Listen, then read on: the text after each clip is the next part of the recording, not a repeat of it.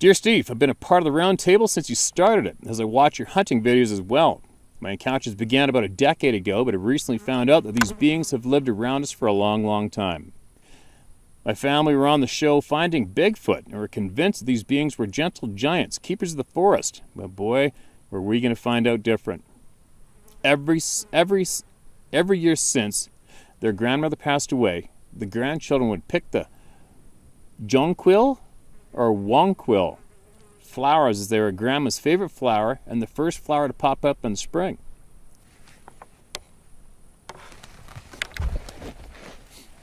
About 6 years ago, the girls had found a place where a whole field of them grew and took the little ones down to pick. One of my daughters, while following deer tracks, found that they came to an abrupt halt and there's a giant barefoot print. She called me and made a cast of it, 18 inches long, 7 inches wide. This is in March. This same daughter began leaving treats on an old table at the property. Then we go and check them the next day. She did this several times, and the treats are always gone. The property had a road that went down and around the property where they had dug an old gas well. And we would take that old road down through the woods just to see if we could catch a glimpse of one of these things. Not over really expecting to. One evening before sundown, we took the road.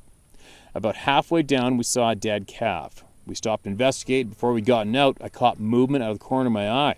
A flash, if you will, that had went from my left, where the calf lay, across the road in front of us and to my right. When I turned my head and looked, there stood a giant hairy man, with blood on his hands and forearms, and running down his chin into his fur on his chest. He snarled at me and was angry. I guess we had interrupted his meal. I was so scared I couldn't move, speak, or scream. I pushed hard on the gas pedal and tore out of there. My daughter never saw it. She was too busy studying the calf's body. I couldn't speak. She kept yelling, "Mom, what's wrong? What's happened?" But I couldn't answer her. We made it back to the main road, and I found my voice, and I told her what happened. This had just thrown me for a loop. I was so shaken. The daughter that was with me at the time worked at a convenience store in town where a guy interested in Bigfoot frequented.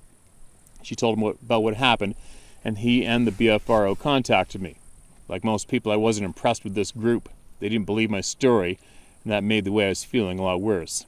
I knew a lot of the people that lived around the property where we saw the hairy guy, and I became worried about them, so I began telling them what I saw and trying to warn them. I was met with a lot of skepticism and ridicule. Fast forward 2 months, my oldest daughter fell on hard times and was staying with me and my husband. She was a single mom with 3 kids. With not a lot of room, she shared a bed with her 4-year-old Mac, we'll call her. It wasn't quite hot enough for air conditioning, so we slept with the windows open, her bed pushed up against the window. She had got Mac to sleep and laid her in front of the window in a breeze, and she had laid down beside her and went to sleep. I woke up at 4 a.m. in a startled panic and found my front door standing wide open. Concerned about the kids, I took off down the hallway, only to meet little Mac in the hallway, shaking like a leaf, eyes big as saucers, and crying inconsolably. I was afraid she was going to go into shock. I scooped her up and held her, rocking her, and tried to calm her down. After about 30 minutes, I asked her, had she been outside? She shook her head yes. I asked her why she was outside, and all she could tell me was, "He took me out the window, Nana. He took me out the window." When she got calm, she finally told us. She said that Bigfoot had taken me out of the window and had taken her down to the lane to the field. She said there was 4 of them, a mama, a daddy, and a young one like her and a baby. When asked why she didn't scream, she said she was too scared. I asked her how she got away, and she said a car came up the other drive, and they dropped her and ran in the woods, and she ran back down the lane into the house. That's when I found her. While consoling her, that mind spoke to me and said, "Leave us alone. You don't know how close we can get." Her mother didn't believe her and kept trying to tell her she had a bad dream. I asked her how she could explain the open front door or the fear that the child was in. She just finally came around, but still can't hardly believe that thing took her with her right there. I know what I saw, and from then on, Mac refused to sleep in the bedroom with her mom. She slept with me and Papa. This baby was traumatized. We no longer live in that house, and she no longer lives with us, but to this day, when she comes to stay the night, she has to sleep with me and Papa. She's 10 now, and that has never left her. I can't stress enough to pay attention to your 6th sense. And teach your children the truth, please. These things are still around our place, and make their presence known ever so often. We'll send more encounters at a later date. I haven't been camping since and barely go out after dark. Holy shit, Lenora. It's emails like that one that piss me off. Oh, well, whatever. You know what? This group of people is big now. This is a big group of people, and every single one of you that listens to this email, especially this one right now, you share this, all right? You share it with all the parents you know that live rural or like to go camping, hunting in the middle of nowhere. You share this knowledge with them. You just tell them flat out, take it or leave it. But here you go. You were warned. You were given the honest knowledge from the good, honest people. You were given that knowledge for free. Take from what you will or not. At least it was given to you. You do with it what you will, right? Teach the children. And Lenora, if you get a chance, possibly get a hold of David Plattis and share this email with him, all right? I'm quite certain he would be interested in hearing this one. If you follow the missing 411 cases, if you follow any missing case, not just what Dave investigates, any missing case, if you look at how many people have gone missing out of vehicles, children out of windows, the Native communities have warned us for forever about keeping the women and the children tight in the community, in home, the windows closed, the doors locked when these beings are around. That is the word on the street. That's been the word on the street since time began here in North America, right? The BFRO can suck it. How's that sound? They can suck it. Like I said, I'm sure there is quite a few good people there, but overall, that kick under the curb, man. Just kick that group to the curb. We've taken back the power, right? The people own the narrative now. The people. Man, that email pisses me off. It pisses me off because we're not readily informed. One more thing, if you could, make sure you share this particular video with your daughter, all right? Just share it with her. And I'm sure she will listen to this all the way through, listen to my words, see that this isn't a shit show joke, and hopefully she will listen to other people's testimonies on this channel, and she'll get up to speed, and she will console her daughter and give her courage and support through her lifetime as she deals with this crippling nightmare she had when she was small, right? All right, here we go. Voice crippling fear. Now, what we got? Voice crippling fear. My first name's Kevin. I'm 38, and I've only seen 4 things in my life that aren't supposed to exist.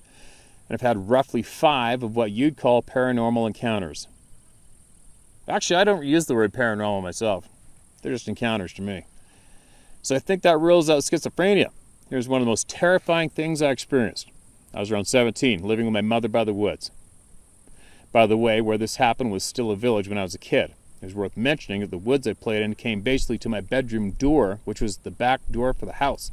Anyway, I woke up one morning with something that must have been huge breathing on my neck. Note, I didn't have a dog or any animals. I could feel it spit hitting my neck. Ugh, that just gives me the creeps. I couldn't roll over to see it. I tried to scream 3 different times, but nothing would come out. The 3rd time I screamed, Mom, it came out so slow, so low, that even if she were standing in my room with me, she couldn't have heard it. I began to pray, begging God to save me, to protect me from this thing. I was wide awake. I could see everything in front of me. The edge of my pillow, the bed, my wall, but I couldn't see out of the corner of my left eye. I was on my right side. I just couldn't roll enough to get over to see this thing. I was praying for protection. At some point, I either passed out from fear or God, with some type of divine intervention, knocked me unconscious. When I came to, everything was fine. I tell this to you because I believe these things feed on fear, or our emotional response to them. There are some pretty terrifying things that exist. I believe they're all connected. That was the first time I felt that type of paralyzing fear. It happened another time when I was starting to fall asleep. I heard my dad say my name, but he wasn't living with us then, followed by 3 knocks on my back door. I don't know how to explain this really, but they were hollow knocks. It wasn't right. I knew instantly something was wrong. Keep in mind that people used to show up, my friends and such, at all hours, and I had never been scared to answer my door. This is different. Fear gripped me in the same way it had with that thing breathing on my neck. I'd moved my bed after that shit happened so that I was very close to the doorway, out to the rest of my house, the wall between each door. I slept with my feet toward the back door and my head right beside the door to the middle of the room, which led either to the front room or the bathroom. Understand that while laying in bed I could touch the door frame, and yet I was too afraid to move. Inside I was screaming to get out. Just get up and run to the front room. I finally got myself to scream out loud. When Mom answered, I finally got up and ran to her, telling her what happened. She was a strong believer in God and Jesus. She went through my room, then the whole house, praying while rubbing anointing oil in the shape of a cross above the doorways and window sills. I didn't stay home much after that. Started drinking and using pills heavily after that. So when I did come home, I was too trashed to care. That's too bad, man. I hope you change that. I eventually got sober and cleaned up. Good for you. I'm in good, if not great shape now, with a family of my own. And that is absolute awesome news. I'm so happy to hear that. Steve, you're truly appreciated, brother. I don't mind if you share this or not. My full name is Kevin Bailey. Now, the little town I grew up in that was a village is Oak Hill, Ohio, of Jackson County beside Gallia County. People get it confused all the time, so if you want to look it up, the zip is 45656. It's about 14 miles from Portsmouth, Ohio, and roughly a 45-minute drive from Ashland, Kentucky. The woods here are thick. I grew up hunting rabbit, squirrel, ginseng, yellow root, and fishing. I've seen a few unexplainable things, but only 4 in my life, neither of which were Sasquatch or dogmen. I would have rather seen one of those instead. Those at least some others believe. Thanks for all you're doing, man. Holy shit, Kevin. Well, just so you know, Kevin, thanks for coming forward, your bravery, and sharing that experience. But if you had some shit that you've seen that is absolutely alarming, and you strongly feel that the population, the people need to hear about it, make sure you share it with me, all right? Get it out. Get it out of you. Get that shit out and share it. Share it with me. Share it with me and tell me not to share it. I don't give a shit. I won't share it. But get it out of you, all right? Get it out of you and share it in a safe place. And be safe. All right, there's another one titled, I'm Not Crazy. Are you sure? Because I'm not so sure if I'm not crazy. I'm just kidding, man. Here we go. Hi, Steve. First, use my name or don't, it's okay. I live in a small southern Minnesota town, mostly farming around the area with many clusters of wooded areas. So many people think that these beings are just in the forest, but they are not. They are so close into communities, it's almost unbelievable. My first experience was in the summer of about 1970. I was 13 to 14 years old.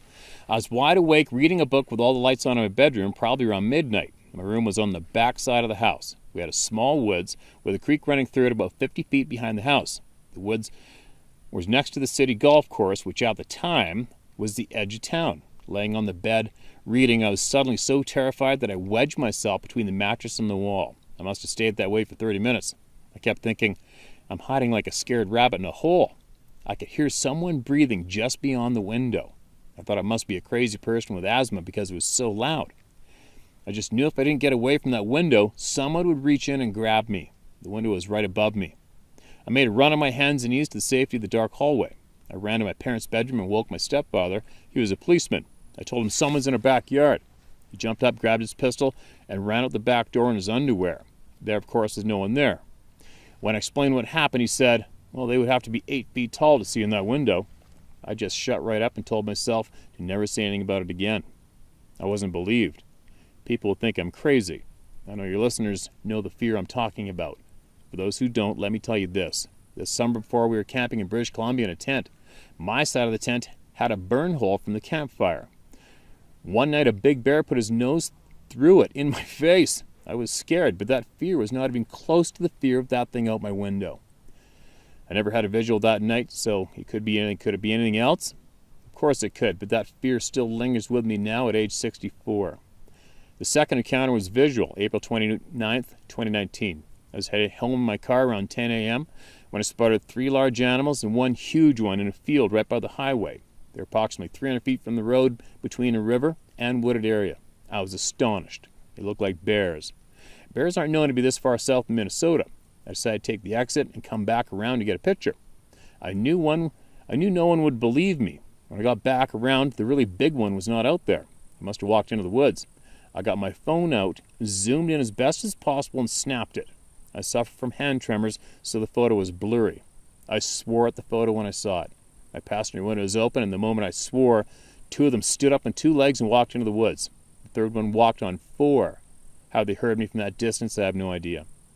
I reported to the DNR as bears. I was worried because there's a nature area adjacent to this that kids frequent. Of course, my family thinks I saw turkeys or deer. They just laugh and think I'm crazy. They were dark brown in color, not the grayish color of the deer here. I've seen deer in that same area since many times. I would say deer about half the height of these things when sitting. Also, deer look petite in build compared to the brown things I saw. I just want people to understand that these beings are more prevalent and closer to your home than they believe. Thank you for everything you do to bring knowledge to others. Sincerely, Robin. Robin, thanks. Thanks for emailing that in. Thanks for taking that time to do that. And I'll tell you what, Robin, you and every single other person out there who's had one of these experiences, and you're met with laughter, ridicule from your family members or people close to you, take these emails and send it to them. And say no more. Just send them the email. Tell them that you submitted your experience amongst thousands of other people, and see if they have the intelligence or not to dive right in and take a look at all the free knowledge that's available to them right here for nothing. All right?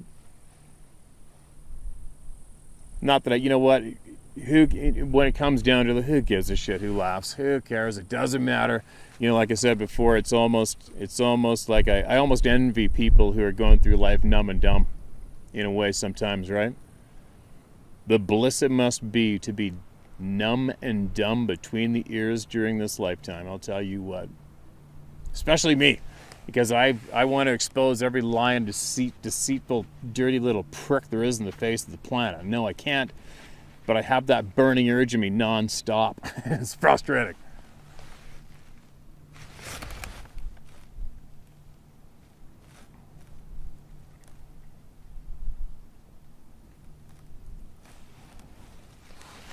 No bears yet. The bear population is steadily declining here. That is for certain. 100% for certain. There's a time, was it 2 years ago, my place alone, there wasn't a time of day you couldn't look down the back road and not see a black bear on the road. They're up in the cherry trees, like birds. I think there's one small bear came around this year, and that's it so far. I don't know where they're going. I'm not finding the carcasses. One local wildlife biologist who's obsessed with grizzly bears tried to tell the people in the upper valley here that it's because of this one big grizzly bear. He's eating them all. Yeah, okay, you go back to what you're doing. But anyway, the black bears here where I am, you've seen them here in the videos before behind me, popping up like rabbits, right? I think one time I sat down on the road just back there making a video, and I believe I saw 5 bears within a half-hour period, within a 50-yard radius around where I was sitting. 5. I haven't even seen one pile of crap on this road yet this year. But anyway, another topic, right? I'm gonna keep going. I'm still frickin' hungry now. It's 7:30. Takes me over an hour to get out of here. What do we got? I believe this was shared before. It sounds familiar, but I'm going to read it anyway, all right, just in case. It's harmless, right?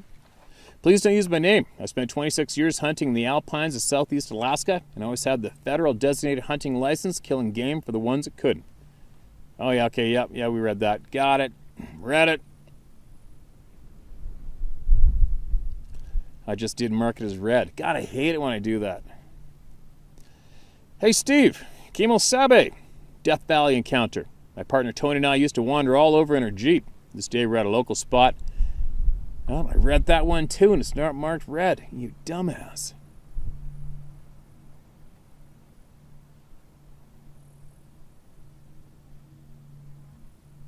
All right, here we go. I don't think I've read this. If I had, I apologize. Pretty sure I haven't. South Vancouver Island activity. Hello, Steve. I'm a Langford born and raised. So when you shared that story about Humpback Road, that one hit home as I've driven that road hundreds of times. Making a 20-point U-turn in the pitch black with that damn thing behind me would have made me shit myself. No kidding, right? Especially where it humps like this. Remember that part of the road at the north end of it, closer to Goldstream? Imagine it happening right there. Yeah, I've hiked both sides of that road, up on the top and the high side, and on the other side, numerous times years ago when I lived in Langford, actually Machosen. Sorry, back at it. I was first introduced to this topic around 8 years ago. I was first introduced to this topic around 8 years old by my mom. She spent her teenage years in Bella Coola and talked of a man she knew in town. This man went hunting one day with his elderly father and uncle. All three were lifelong hunters and were armed. They witnessed a 9 to 10 foot tall being covered in white hair at about 30 yards. They looked at them for a few seconds before turning and leaping from rock to rock away from them. There was snow on the ground, but the scattered rocks were bare. The only track it left was a massive heel print in the snow where it had come up just short. My mom said it was the most terrifying thing I'd ever seen. I asked her, why didn't they shoot it? She replied, it looked too human. I know you hate to hear this, but unfortunately, this experience ruined all three men. They sold everything and moved to Vancouver. As far as my mom knows, none of those men ever set foot in the woods again. This event took place around 1970. She last had contact with this man around 1980, I believe. This story has always stuck with me. I've always thought, well, if Bigfoot isn't real, what scared three lifelong hunters so badly they completely changed their lives? Moving on to local activity. A friend of mine grew up and lives on a reserve in North Saanich. She told me about an encounter she had on her reserve. She was 16 and had snuck out with her boyfriend for some fun. They were in the wooded area next to the res when the boyfriend became violent with her. She managed to push that piece of shit down and put some distance between them. When the POS stood up and began to run towards her, a large, healthy fir tree, about 60 feet tall, fell over in between them. There was no wind that night. Needless to say, they both ran opposite directions as fast as they could and stopped seeing each other afterwards. She says that to this day, on just random occasion, always at night, the whole res will stink of skunk and all the dogs lose their shit. Everyone has just simply brings in their pets and kids and wait out the night till the smell goes away. She told me this before I had heard about Scott Carpenter's experience with urban activity. You know the Saanich Peninsula. Those reserves are completely surrounded by ocean and urban development, the airport and ferry terminals. Anyways, moving on. I dated a native woman for a while and she was employed with the school district. She met another native lady who worked at the same school and brought up the topic to her one day. She told my ex that they are the Watchers. They get their energy from underground moving water. They had a home on Bear Mountain, which has since become developed, as have the limestone caves around the Lee Road, Spencer Road areas. She says they are lost, and a few remain. If there is one thing Vancouver Island has plenty of, it's caves and underground rivers. No wonder there is so much activity here. She also talked about summoning them. She would pour water on the ground and pray, and they would appear to her. As to what the purpose of this was exactly, I never learned. There are probably viewers here who may be able to elaborate. Now, as far as my own experiences, I've never seen a sabe. I hope I never do. But as many people have shared, hearing these stories has shaken loose old memories of strange occurrences. My brother had a Labrador retriever to whom I was basically a second dad. Spent many, many hours hiking and camping with him. Lots of adventures with the Trucker dog. He lived to be 13. In summer 2011, Trucker was 5. We began our hike into the north side of Thetis Lake Park, off the Stewart Mountain Road. 5 minutes into the hike, Tucker tucks his tail between his legs, whines frantically for a few seconds before turning and bolting straight back the way we came. He flat out ignored my calls. So I jogged back to find him at the car, shaking and sitting in a puddle of piss. I mentioned his age here because this was the only time he ever acted that way. What did he save me from? Predators put him into protective mode, and he was indifferent to prey animals. Of course, at the time, I chalked this experience up to inbreeding weirdness because he was a purebred. Facepalm. Spring 2019, I built a blind in the Souk foothills for watching and studying wildlife. I'll go out and solo camp, wake up in the dark, and slowly sneak up to my blind about a kilometer away. Third time I did this, I was awakened early by a branch snapping, what felt like inches from my head.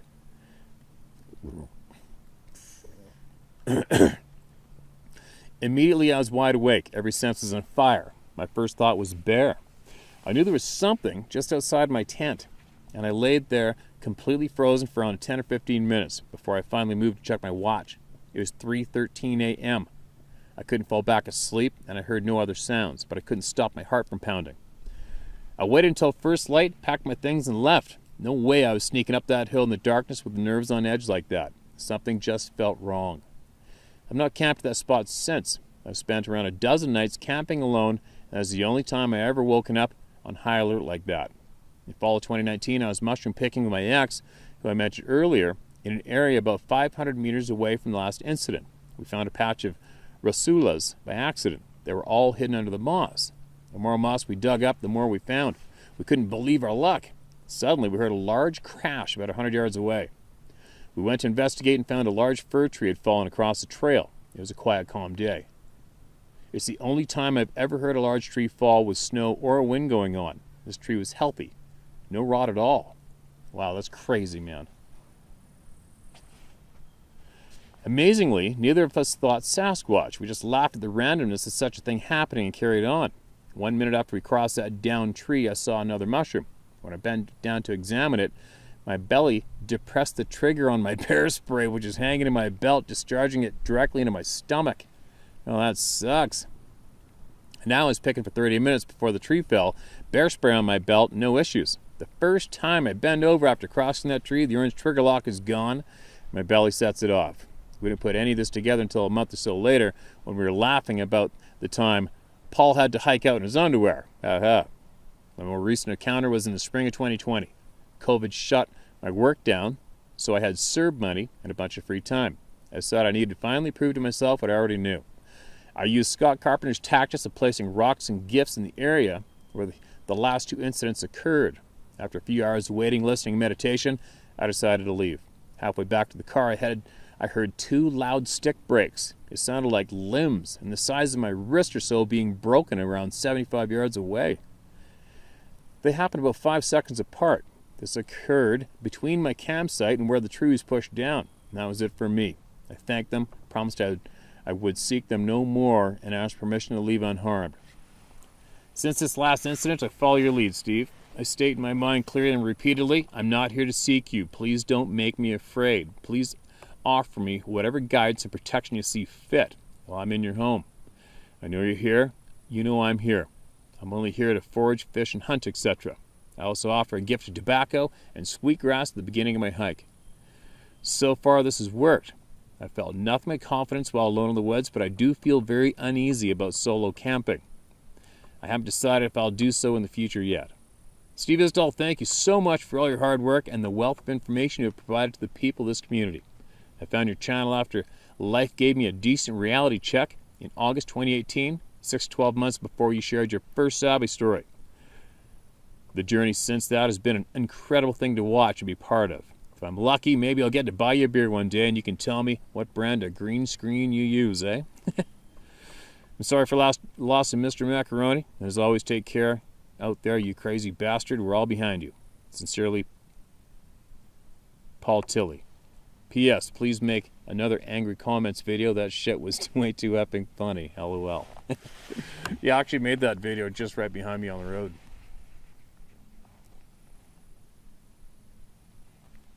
But Paul, thanks for that email, man. Appreciate it. And yeah, we never know. We probably will bump into each other on the aisle. I'm there a lot. And, there's an RCMP officer, a lady RCMP officer, and she saw on Humpback Road, it was either 3 or 4 of them. Walked right past her car. There's a lot of shit going on around there. My grandparents used to live in Goldstream Trailer Park right there behind the pub. We used to sit on their deck and you'd hear I remember hearing wolves howling from the timber above there when I was a kid. That was the same grandfather of mine that saw that one face to face at the head of the San Juan Valley. I wonder how many more people have seen those things on that road, huh? Maybe somebody's listening, they're going to share in the future. You never know. But again, thanks for sending that. Absolutely appreciate it. And about the Saanich Peninsula, you know what? There's been sightings in the highlands on the power lines where they cross Saanich Peninsula. There's been sightings there.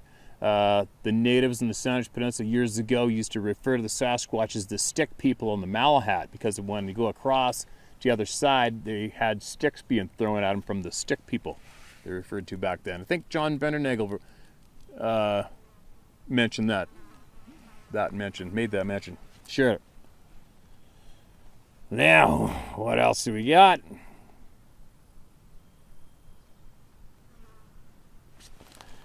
I thought I was dreaming. Hello, Steve. Hope all is well. And this is my 3rd email to you. I think I sent the other 2 to the other email. Not sure how that works, but anyhow, I have lots of weird and strange encounters from my hikes here in Oklahoma. This one is by far one of the strangest. Sorry, I'm too long. About me, love the outdoors, hunt, fish, etc. Was getting into the Bigfoot thing around 2014, 2015. Found myself hiking in places I'd never go before. Oklahoma is split right down the middle. The western part is really dry and desert-like. Yeah, I'd been there, man. Went there with a buddy of mine who's team roping, and it was full-on hot and dry there.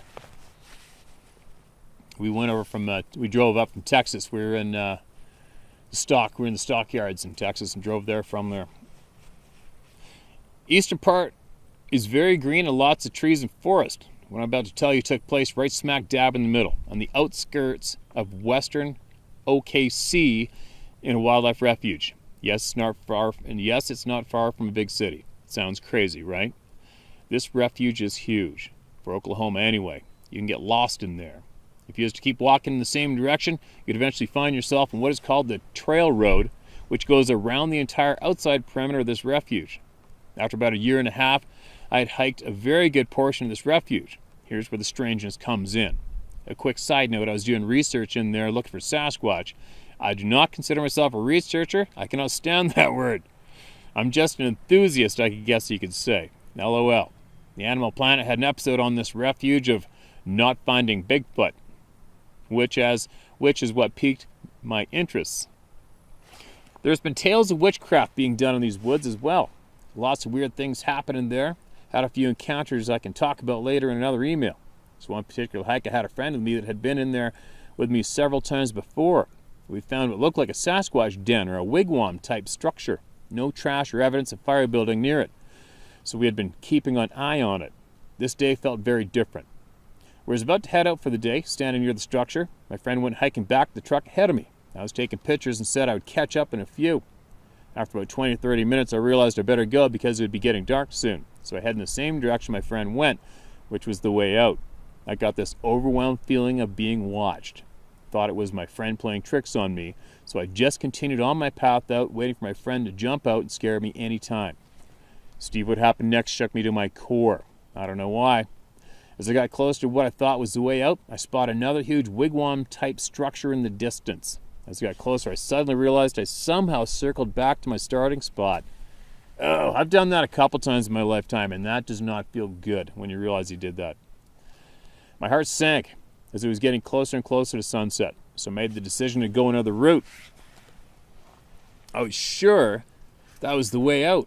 After about 30 minutes, my heart sank again. I could see the structure in plain view. So I walked right up to it and said, okay, I'm going this way. This time it's got to be the way. But you can only guess what happened. See, it felt like I was in the Bermuda Triangle, lost forever, and I was going to have to spend the night in this possible Sasquatch structure by myself. Yes, I did have my cell phone, but after a day of pictures and video, I was nearly dead. I turned it off just before starting out the first time. I had a portable power bank in my pack that was pretty much dead too. But I plugged it in as I started walking in the first direction my friend had taken, and I had taken originally. As it was getting dark and walking for 15-20 minutes, oh my God, Steve, I see it again, a structure. I almost fell to my knees, Steve, but something was different. So as I slowly got closer, I had this bad feeling, and something in my head said, do not come any closer. I was frozen. After about a minute of just staring at the structure from a ways off, something clicked in my head and said, you gotta go. I pulled my phone out, which had about 5% charge on it, pulled up Google Maps, and couldn't believe where I was at. I was pretty deep in there, but I didn't care because I could see the way out now. I turned my phone off and continued in the direction it showed me, turning it back on 2 more times to be sure I made my way out. When getting back to my truck, my friend said I looked like I had just seen a ghost. That's when I unloaded what had just happened. That didn't stop me from going back in there, Steve. It actually made me want to go back more. I know it sounds crazy. I've had a handful of other crazy things that happened just in that one patch of forest. Come to find out, it's also been a body dumping ground for lowlifes from the city. Ugh. Never knew it. I would probably never set foot in there. Anyway, that's just the tip of the iceberg. I've had many other crazy encounters from in there, as well as all over the state of Oklahoma. I have a YouTube channel, but I'm not here to promote it. I think I may have put it in another email anyway. What you're doing, Steve, should have been done a long time ago, brother. I'm learning more from your channel than I have in all my years of research. Keep up the good fight. I don't care if you use my name, Chris Dickinson. Chris, absolutely appreciate the kind words of support and the fact you shared that publicly with everybody here. And I agree, I've learned more from all the people here than I have in all the years that I was somewhat interested in these things. But anyway, you know what? I found your email. It takes a while, unfortunately, but I think everybody knows by now just how many there are. And there's no getting out of it. And but it just as well goes to show you, don't you think there's a possibility, you know, all the other previous popular names when it comes to this topic, you know, trying to find out information. Why don't they have these numbers of people contacting them? Or did they? Seems a little odd, doesn't it? How many people have been interested in this topic in the past? And why did they not attain these numbers of people getting a hold of them, sending information? Why not? Is it because the majority of the stories didn't fit the narrative, so they ignored them and kicked them into the curb? Probably, right? What a shitty thing to do. That's like going to a counselor to get help, and they end up intentionally fucking you up even worse. Intentionally. There's not much difference than that, is there? Imagine finally getting up the guts to contact some kind of Bigfoot organization, and they either shit on you, kick you to the curb, or change your story, or don't share it at all. You cannot get more low than that. That's very, very low. And whenever I hear that name, that particular group of people, and if any of you are watching right now, myself and many other people, we're looking way down at you. You're way down there. That's where you are presently, and you put yourselves there. You did it on your own. I didn't do it to you. Nobody did that to you. You did it to yourself. You revealed yourself as absolute bottom feeders, and now that's where you're stuck. You're laying on your belly on the bottom. Thankfully.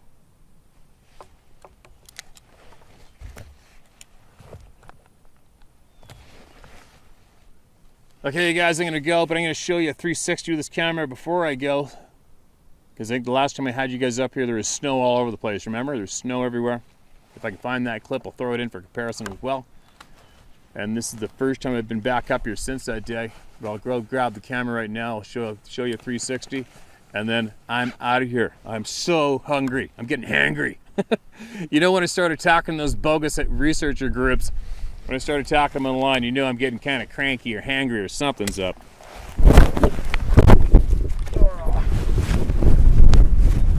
Anyway.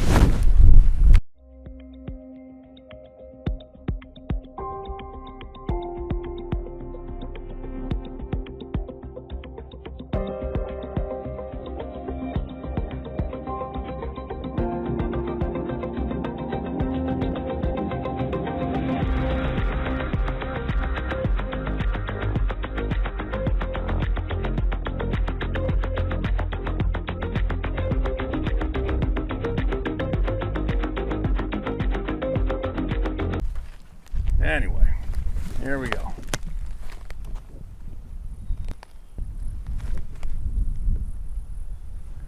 A little different, isn't it?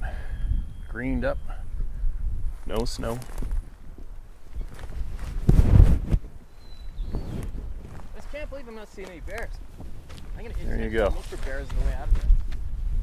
I mean, they're full rut right now. They should be bouncing around. On top of the world.